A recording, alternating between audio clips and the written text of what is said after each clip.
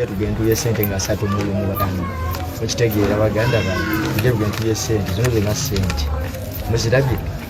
ssente banemunoonyeko ku namba yange temwerabira namba yange eya Eric baganda bange mwende mu kibuga Kampala zino zonna ssente batano zino zonna ssente ngenda kulya ssente nga 3 mu ngenda ssente ekisawo kikyaliyo kiramba amanya gange nze Mwesigwa Eric gwe batuusako obuvune gye buvuddeko ngenda kuza omwezi 31 omwezi gwa January omwaka guno gwennyini olunaku lwali lwakubiri naye nga sitoni neyantuusibwako yali mpange sigamba nti yali yaddala nti oba gavumenti yantuusaako bino so nze mu mawulire okwagala otereeza ekintu kino because nga NUP yalina byensuubiza okumpa ye tasobola tuukiriza kuba mbadde gye mbadde nga ndi mu kusafaringa nga mpita mbeera y'okunyigirizibwa gavumenti neraba nga esobodde okunja gye yanjije nembeererawo nentwala mu ddwaliro buli kimu yabadde ekikola so saawa eno mbadde nza okwagala okutangaaza ensi n'eggwanga limanye nti no sometimes olwo ebintu ebibeerawo mu nsi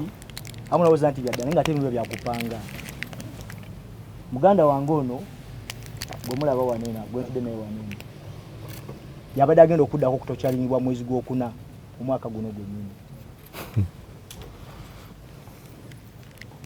nze gwe mulaba waneno twapanga ekintu kino eyantuukirira bamuyita Kingzali abeera ku gadi ya Kibanda akola nga bodyguard wa Bobi Wine nandukiramu ekintu kyonna nga bwe kindi sigenda kukola butinebwe naye tofaayo togenda wulira pain yonna so bajja ne bakukwata nga obakukwata balina ebiso bakukuba no banga tosawulira pain yonna ne bakola ebakukoze ne bakutokyalinga nane bakusula gye bakusudde bamala okusuula ne bakujja ne befula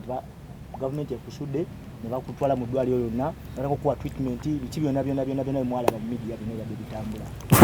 sonzo okuba nti ndi wanene mbadde mpulirwa kuba bansuubiza okumpa $5,000,000 ne baita bapanga yadde n'emitwalo akakadde saakafuna mu NUP ebyaddala bino byenjogera so manja kujjawo propaganda yabadde atambula nga baleeta abantu simanyi alina tocha alina byatuusiddwako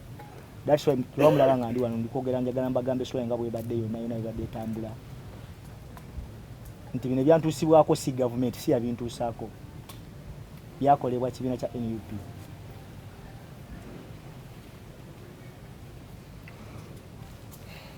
Mwesigwa omaliza okukkiriza otuusibweko obuvune obwo lwa bisuubizo byebaweebwa of course bansuubiza okumpa $5,000,000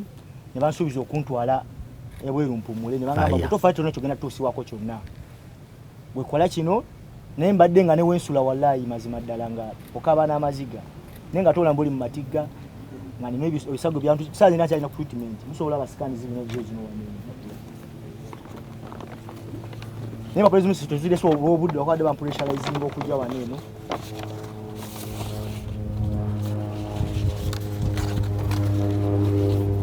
bibeeragire bennyini bibeeragire musobola obbiramu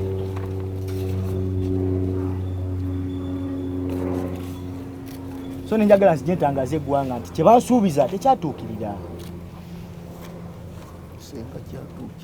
singa kyatuukirira osanga munaye nalibadde nga ngamba anaye kankoleki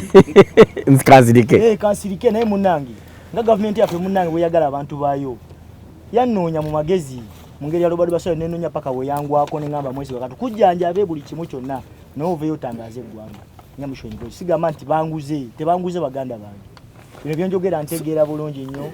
sinywa mwenge sinywa sigala so ndi musasira ntegeera bulungi baganda bange bebyo banange olwaleero mwami Mwesigwa yennyini avuddeyo ajja atuwulira ekyamutuukako ebisuubizo bye baamuwa ne batatuukiriza ate najja n'oli abadde addako munnooli yabadde addako mu mwezi gw'okuna naye okutuusibwako obuvune bwe bumu ng'asuubiziddwa ssente naye amala okulaba nti Eric yasuulibwawo n'agamba eno ddiiru ya bulimba kati ffe twasazeewo tubaleete bo bennyini boogere nammwe mwerebereko n'agammwe muwulire n'amatu gammwe bannayuganda abamu bwe batuuse okwagala okuyisaawo ebyobufuzi nti oddira munnayuganda ng'ono n'omukozesa n'osuula eyo. Ebiddirira bye bino. Ekyokubiri, omukulu oli yafukamidde n'okufukamira ne yeegayirira bannayuganda abavubuka baleme kukkiriza kukozesebwa, kubanga ebivaamu obuvune bwose bw'obusigaza. Okwongera ku mulanga gwa Mwami Eddongo nti bannaye teriyo ssente za bwereere.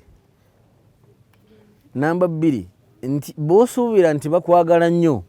emirundi egisinga baagala kukozesa batuuke gye baagala okutuuka. Namba 3 tweyune program gavumenti zeetaddewo tufune ssente z'emyuga, ssente za parish development model weeziri, teziriko bukwakkulizo.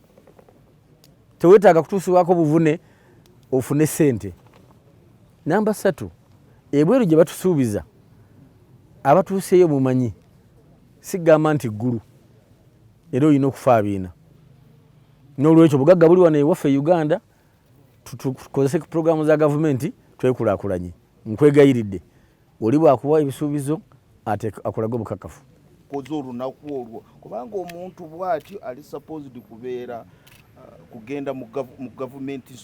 institutions naye reporting mwabuuzako ekibuuzo ekyo, because this is what actually Pastor does as a security. How can a person say that he was tortured by security, he hasn't reported to human rights? It gave us an idea to find out who this person is, and this is and General, they didn't ask those interrogative questions. This is the structure of government. It's very intriguing. We are here to protect everyone, whether in opposition or whether in How come they didn't ask those interrogative questions on that day?